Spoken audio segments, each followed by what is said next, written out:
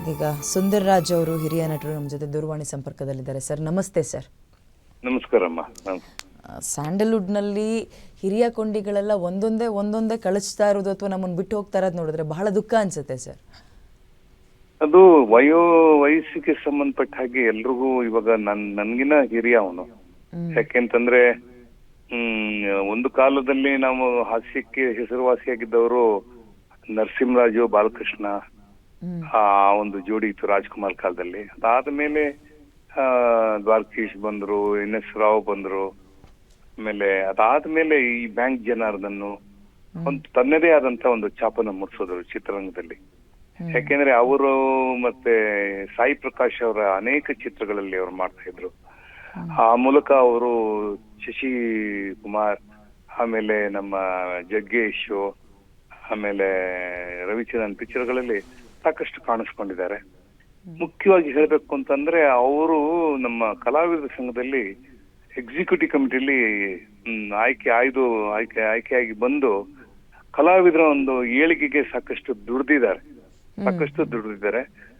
ಆ ಒಂದು ಸಂದರ್ಭದಲ್ಲಿ ಯಾವುದೋ ಒಂದು ಮೀಟಿಂಗ್ ಅಲ್ಲಿ ಏನೋ ಹೆಚ್ಚು ಕಮ್ಮಿಯಾಗಿ ಮಾತುಕತೆ ಆಗಿ ನಾವು ಇಷ್ಟೆಲ್ಲ ಮಾಡುದು ನಮಗೆ ನಾವು ಕಲಾವಿದರಿಗೆ ನಮ್ಗೆ ಬೇರೆ ರಾಜ್ಯದಲ್ಲಿ ಈ ಒಂದು ಅನುಕೂಲ ಇದೆ, ಮತ್ತೊಂದು ಅನುಕೂಲ ಇದೆ, ಕರ್ನಾಟಕದಲ್ಲಿ ನಮ್ಗೇನು ಇಲ್ಲ ಅಂತ ಹೇಳಿ ನೇರವಾಗಿ ನಮ್ ಜೊತೆ ಒಂಥರ ವಾಗ್ಯುದ್ಧಕ್ಕೆ ನಿಂತು ಕಲಾವಿದರ ಸಂಘದಿಂದ ಹೊರಟೋದ್ರು.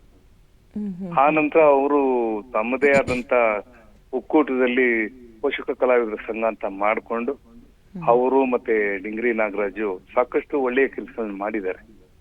ಸುಮಾರು ಈ 1 ಲಕ್ಷ ರೂಪಾಯಿ ಅಷ್ಟು ಈ ನೆರವಿಗೆ, ಕಲಾವಿದರ ನೆರವಿಗೆ ಅವರು ಶ್ರಮಿಸಿದ್ದಾರೆ. ಆ ಮೂಲಕ ಒಂದು ಒಳ್ಳೆಯ ಕೆಲಸನ ಮಾಡಿದ್ದಾರೆ. ಸುಮಾರು ಸಿನಿಮಾಗಳಲ್ಲಿ ಕೆಲಸ ಮಾಡಿದ್ದಾರೆ.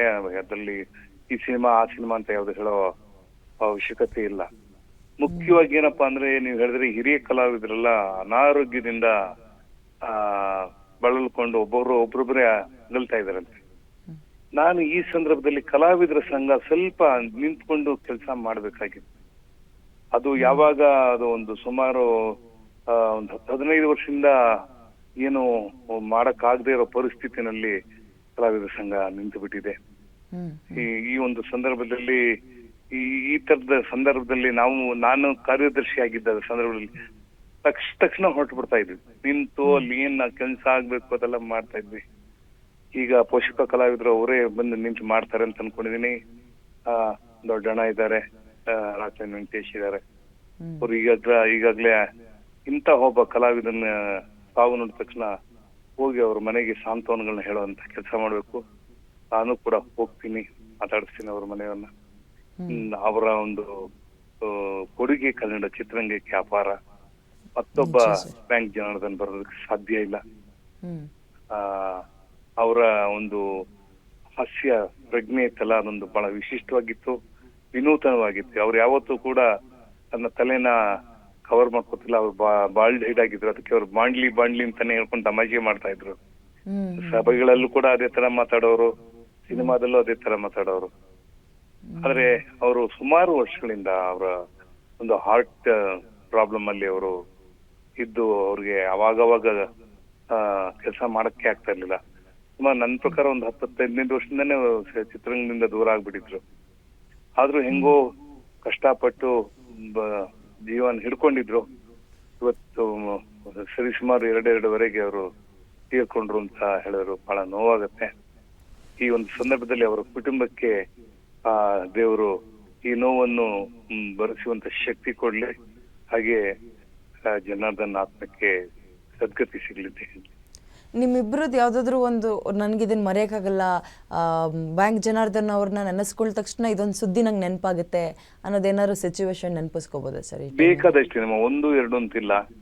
ಯಾಕೆಂತಂದ್ರೆ ಆ ರೀತಿ ನೋಡಕ್ ಹೋಯ್ತು ಅಂದ್ರೆ ಸಿನಿಮಾಗಳಲ್ಲಿ ಕೆಲಸ ಮಾಡುವಾಗ ಅವರು ಬೇಕಾದ್ರೆ ನಾವೆಲ್ಲ ಸ್ವಲ್ಪ ಬೇರೆ ತರದ ಪಾತ್ರಗಳು ಮಾಡಿದಾಗ ಇಲ್ಲ ಹೀಗ್ ಮಾಡೋದು ಚೆನ್ನಾಗಿರುತ್ತೆ, ಹಾಗ್ ಮಾಡೋದು ಚೆನ್ನಾಗಿರುತ್ತೆ ಅಂತ ಹೇಳ್ಕೊಡೋರು. ಅಂದ್ರೆ ಒಂದು ರೀತಿಯಾಗಿ ಉತ್ತೇಜನ ಕೊಡೋರು. ಅವ್ನ್ ಮಾಡ್ತಾ ಇದ್ದಾನಲ್ಲ, ಯಾಕೆ ನಾನ್ ಮಾಡ್ಬೋದಾಗಿತ್ತಲ್ಲ ಅನ್ನೋ ತರದೆಲ್ಲ ಏನು ಮನ್ಸಿರ್ಲಿಲ್ಲ. ಕಂಪನಿಗಳ ನಾಟಕಕ್ಕೆ ಹೋದಾಗ್ಲೂ ಸ್ವಲ್ಪ ನಿಂತ್ಕೊಂಡು ನಮ್ಗೆಲ್ಲ ಶಕ್ತಿ ತುಂಬೋರು. ಮುಖ್ಯವಾಗಿ ಕಲಾವಿದರ ಬಗ್ಗೆ ಕಾಳಜಿ ತುಂಬಾ ಇತ್ತು. ಯಾವುದೇ ಕಲಾವಿದರು ಅಯ್ಯೋ ಕಷ್ಟದಲ್ಲಿದಾರಲ್ಲಪ್ಪ ಅವ್ರಿಗೆ ನಾವೇನಾದ್ರು ಸಹಾಯ ಮಾಡ್ಬೇಕು, ಯಾವ್ದಾದ್ರು ಇದಕ್ಕೆ ಕೊಡುಗೆ ಏನಾದ್ರು ಕೇಳಿದ್ರೆ ನೋಡಿ ನಮ್ಮ ಕಲಾವಿದರ ಸಂಘಕ್ಕೆ ಏನಾದ್ರು ಸಹಾಯ ಮಾಡಿ, ನಮ್ ಕಲಾವಿದರು ಸುಮಾರು ಜನ ಇದ್ದಾರೆ, ಈ ರೀತಿಯಾದ ಮಾತುಗಳನ್ನ ಆಡೋರು. ಆಮೇಲೆ ಸಜ್ಜನ ಯಾಕೆ ಜಗಳ ಆಡಿದ್ ನಾನು ನೋಡೇ ಇಲ್ಲ, ಜಗಳ ಆಡಿದ್. ಆಮೇಲೆ ಅವ್ರಿಬ್ಬರದ್ದು ಕಾಂಬಿನೇಷನ್ ತುಂಬಾ ಫೇಮಸ್, ಜಗ್ಗೇಶ್ ಮತ್ತೆ ಬ್ಯಾಂಕ್ ಜನಾರ್ದನ್. ಆ ಮೂಲಕ ಅವ್ರಿಬ್ಬರದೇ ಒಂದು ರೀತಿ ತಂದೆ ಮಗನ ಪಾತ್ರದಲ್ಲಿ ಸಾಕಷ್ಟು ಮಾಡಿದ್ದಾರೆ. ಆಮೇಲೆ ಅದಾದ್ಮೇಲೆ ಬಂದಂತವ್ರೆಲ್ಲ ನಮ್ಮ ಇತ್ತೀಚಿನ ಸಾಧು ಕೋಕಿಲ ಆಗಿರ್ಬೋದು, ಮತ್ತೆ ಚಿಕ್ಕಣ್ಣ ಆಗಿರ್ಬೋದು. ಆದ್ರೆ ಆ ಕಾಲಕ್ಕೆ ದೊಡ್ಡಣ್ಣ, ಬ್ಯಾಂಕ್ ಜನಾರ್ದನ್, ಡಿಂಗ್ರಿ ನಾಗರಾಜ್, ಎನ್.ಎಸ್. ರಾವು ಎಲ್ಲ ದೊಡ್ಡ ದೊಡ್ಡ ಒಂದು ಕಾಂಬಿನೇಷನ್ ಆಗಿ ಕೆಲಸ ಮಾಡಿದ್ದಾನೆ. ಆವತ್ತಿನ ಕಾಲಘಟ್ಟದಲ್ಲಿ ನಮ್ಮ ಶಶಿಕುಮಾರ್ ಸಿನಿಮಾಗಳಲ್ಲಿ ತುಂಬಾ ಮಾಡೋರು. ಮುಖ್ಯವಾಗಿ ಸಾಯಿ ಪ್ರಕಾಶ್ ಅವರ ನಿರ್ದೇಶನದಲ್ಲಿ ಅನೇಕ ಸಿನಿಮಾಗಳು ನಾನು ಅವ್ರ ಜೊತೆ ಮಾಡಿದ್ದೀನಿ. ಲಾಸ್ಟ್ ಮೀಟ್ ಆಗಿದ್ ಯಾವಾಗ ಸರ್, ನೆನಪಿದ್ಯಾ? ಲಾಸ್ಟ್ ಅಂತಂದ್ರೆ ಹೆಚ್ಚು ಕಡಿಮೆ ನಾವೊಂದು ಯಾವುದೋ ಒಂದು ಸಮಾರಂಭಕ್ಕೆ ಕಷ್ಟ ಅವ್ರು ಹೊರಗಡೆಯಿಂದ ಬರಕ್ ಆಗ್ತಿರ್ಲಿಲ್ಲ. ನನ್ನ ಪ್ರಕಾರ ಲಾಸ್ಟ್ ನಾನು ಮೀಟ್ ಮಾಡಿದವ್ರನ್ನ ಫೋನಲ್ಲಿ ದೂರವಾಣಿಯಲ್ಲಿ ಮಾತಾಡಿದ್ದು. ಅದಕ್ಕೂ ಮುಂಚೆ ಜಯದೇವ ಹಾಸ್ಪಿಟಲ್ ಅಲ್ಲೇ ಅವ್ರನ್ನ ಭೇಟಿಯಾಗಿದೆ. ಮಧ್ಯರಾತ್ರಿ ಅವ್ರನ್ನ ಅಡ್ಮಿಟ್ ಮಾಡ್ಬಿಟ್ಟಿದ್ರು. ನಮ್ಮನೆ ಅವಾಗ JP ನಗರದಲ್ಲೇ ಇತ್ತು. ಈ ತರ ಬ್ಯಾಂಕ್ ಜನರನ್ನ ಅಡ್ಮಿಟ್ ಮಾಡಿದಾರಂತೆ. ಅಲ್ಲಿ ನೋಡ್ಕೊಳಕ್ಕೆ ಯಾರು ಇಲ್ಲ. ಅಲ್ಲಿ ಯಾವ್ದೋ ಒಂದು ಏನೋ OPD ನಲ್ಲಿ ಇದಾರಂತ, OPD ಅಂತ ಅಲ್ಲಿದ್ದಾರಂತೆ. ಅವ್ನಿಗೇನಾದ್ರು ಮಾಡಿ ಅಂತ ಹೇಳಿದಾಗ ತಕ್ಷಣ ನಾನು ಹೋದೆ, ಅಲ್ಲಿ ಮಾತಾಡಿದೆ. ಆಮೇಲೆ ಅವ್ರಿಗೆ ಬೆಟರ್ ವಾರ್ಡ್ ಹಾಕಿಸಿ ಮಾತಾಡ್ಸಿ ಬಂದೆ. ಆತವ್ರಿಗೆ 2-3 ದಿವಸದಲ್ಲಿ ಡಿಸ್ಚಾರ್ಜ್ ಆದ್ರು. ಅದರಿಂದ ಆಮೇಲೆ ಒಂಥರ ಅವ್ರಿಗೆ ಅಭ್ಯಾಸ ಆಗೋಗ್ಬಿಟ್ಟಿತ್ತು ಈ ತರ ಹಾಸ್ಪಿಟ್ಲ್ಗೆ ಹೋಗೋದು ಮತ್ತೆ ಬರೋದು. ಆಮೇಲೆ ತುಂಬಾ ಸ್ವಾಭಿಮಾನಿ, ಯಾರಿಗೂ ಸಹಾಯ ಮಾಡಿ ಕೇಳ್ಕೊತಾ ಇರ್ಲಿಲ್ಲ. ಆದ್ರೂ ನಾವುಗಳು ಒಂದಷ್ಟು ಕಲಾವಿದರ ಸಂಘದಿಂದ ಆಗಿರ್ಬೋದು ಅಥವಾ ಬೇರೆ ಬೇರೆ ಕಡೆಯಿಂದ ಅವ್ರಿಗೆ ನೆರವನ್ನು ಕೊಟ್ಟು ಅವ್ರಿಗೆ ಸಹಾಯ ಮಾಡಿದೀವಿ. ಬಟ್ ಇರೋದ್ರೆ ಇಂತಹ ಸಂದರ್ಭದಲ್ಲಿ ಸಂಘಗಳು ಗಟ್ಟಿಯಾಗಿರ್ಬೇಕು. ಯಾವುದೇ ಆಗಿರ್ಲಿ, ಕಲಾವಿದರ ಸಂಘ ಆಗ್ಲಿ, ನಿರ್ದೇಶಕರ ಸಂಘ ಆಗ್ಲಿ ಅಥವಾ ನಿರ್ಮಾಪಕರ ಸಂಘ ಆಗ್ಲಿ, ಈ ತರ ಒಂದು ಸಮಸ್ಯೆಗಳು ಉದ್ಭವ ಆದಾಗ ನಿಂತು ಅವ್ರಿಗೆ ಅಭಯಹಸ್ತ ಕೊಡೋದಕ್ಕೆ ಆ ಒಂದು ಕಮಿಟಿ ಏನಿರುತ್ತೆ ಅದು ಮಾಡ್ಬೇಕು. ಈಗ ನಮ್ಮ ಚೇಂಬರ್ ಇದೆ, ಹಾಗೇನೆ ಕಲಾವಿದರ ಸಂಘ ಇದೆ. ಅವ್ರಿಗೆ ಹೇಳ್ತೀನಿ ಈ ತರ ಆಗಿದೆ ಅಂತ ಹೇಳ್ತೀನಿ. ಮತ್ತೆ ನಾನು ಕೂಡ ಊರಲ್ಲಿ ಇರ್ಲಿಲ್ಲ, ಬೆಳಿಗ್ಗೆ ಬಂದ ತಕ್ಷಣ ಈ ತರ ಸುದ್ದಿ ಗೊತ್ತಾಗಿದೆ, ನೋವಾಗಿದೆ. ಹೋಗಿ ಅವ್ರ ಮನೆಗೆ ಹೋಗಿ ಸಾಂತ್ವನ ಹೇಳಿ ಬರ್ತೀನಿ. ನಮಸ್ಕಾರ. ಧನ್ಯವಾದ ಗ್ಯಾರಂಟಿ ನ್ಯೂಸ್ ಜೊತೆಗೆ ಮಾತಾಡೋದಕ್ಕೆ ಸುಂದರರಾಜ್ ಅವರೇ.